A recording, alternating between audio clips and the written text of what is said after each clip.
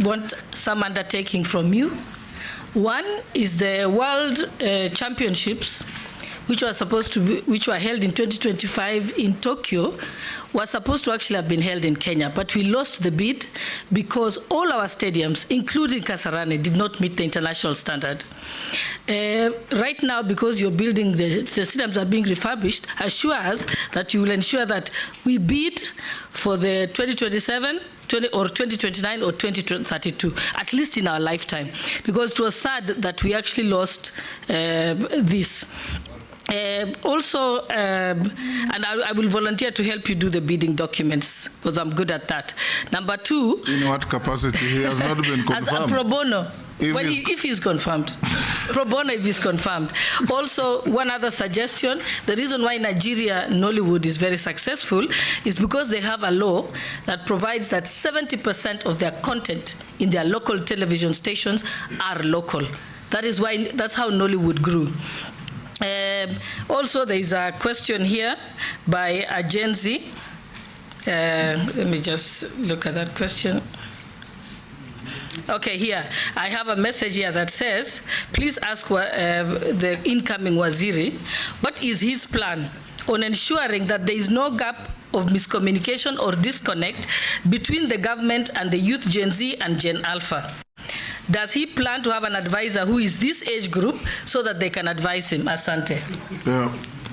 Yes, Junet? I wanted to ask one last question. Mr. Speaker, I want to ask the nominee.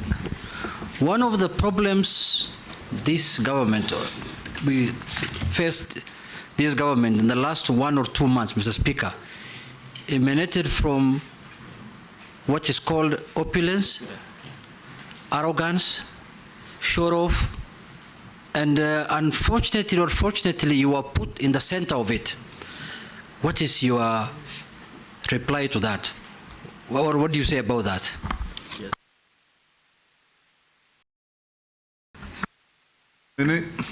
Thank you, Mr. Speaker. Let me start by, yes, I agree with Honorable Cholet that, Mr. Speaker, we should be holding world championships. You remember we held the was it under 17 or under 20? Yes. Most of those athletes, under 20, and we were in Kasarani, and most of those athletes now are at the Olympics. Mr. Speaker, I believe that if we deliver the infrastructure we have talked about to the standard required, we should be able to host it at the next available opportunity. And I want to thank the Honorable Cholet that should I be confirmed, she will also be willing to support, Mr. Speaker, and that is patriotism. That's an act of patriotism. And number two is that this law, I know we have a policy in Kenya, I think it was put at the time of Honorable Tuju, if I'm not wrong, that says 60% of the content should be local, but as a policy, as a directive. But I think we need to move it to law. So when we are revising because we have now a draft creative industry bill and policy, I think as we move to that direction, we should include that in the bill. Mr. Speaker, Honorable Cholet also has talked about communication and reaching out to the younger people.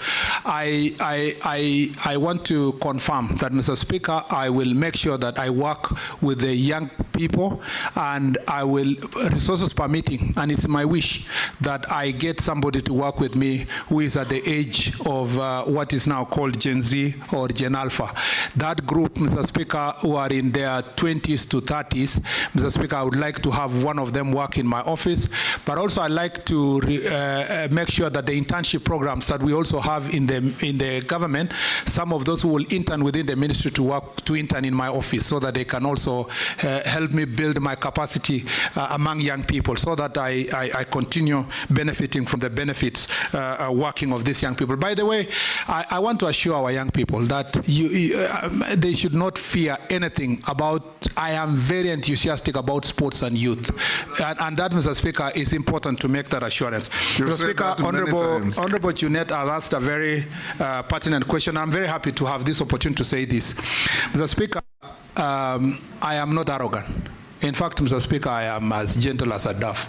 For those who know me, who are my friends, they know that I cannot hurt a fly. Mr. Speaker, I have many friends in this parliament. They know me. and I have many friends who I've worked with. The problem with public service, and particularly if you have been a politician, you are always around here confronting challenges. And sometimes when you speak in a particular manner, it's concluded that that person is arrogant. Mr. Speaker, I am not. And as a Christian, I should not be containing arrogance. Number two, Mr. Speaker, on the question of opulence, Mr. Speaker, I must say this with utmost respect. I do not know even what opulence means, Mr. Speaker. And let me say this. I take it to mean that people who are opulent are the ones that bask in wealth and modern things. You see them exposing where they are with their families, where they live, showing which car they drive and all that. Mr. Speaker, I just became a victim, unfortunately, of a crossfire of a conversation.